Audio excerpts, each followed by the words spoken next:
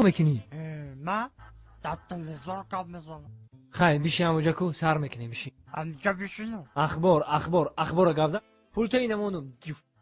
السلام علیکم تماشاگران عزتمند. اینک برنامه تلویزیون اخبار است تلویزیون توسط به شما میستر کلی.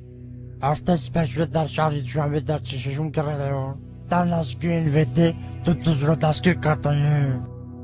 صدراعظم نجمی و بهرام غفوری ساعت 12 شب به نیت غارتگری از خانه بیرون شده به خانه عبیدالله سعدلو حمله کردند.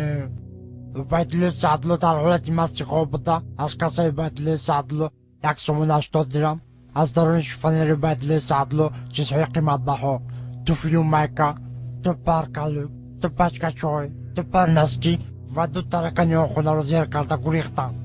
از این کارها سردار گروه میلیسیا حسن چیلا خبر شده با کارگردان کربسه جمهوری تاجیکستان خبر داده.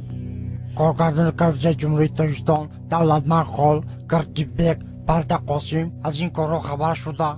هرچین غارتگرها را دستگیر کرده و درون کاخ برباد بردن.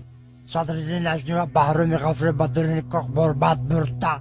صدراعظم نجمیدین زدن تا با قدم خدا و اس میکنی. ای رو تسیا کدامی ژورنالیست دروغ میگه؟ تو در تلویزیون گپ زده استی تو رو تمام جهان تماشا میکنه. تو دروغ میگی؟ تو رو خلق بدون چیکار میکنه؟ سنگ شپت میکنه. نخود ژورنالیست دروغ بگه. چه نرو بزنی؟ تو فالبینی دروغ گفته استی.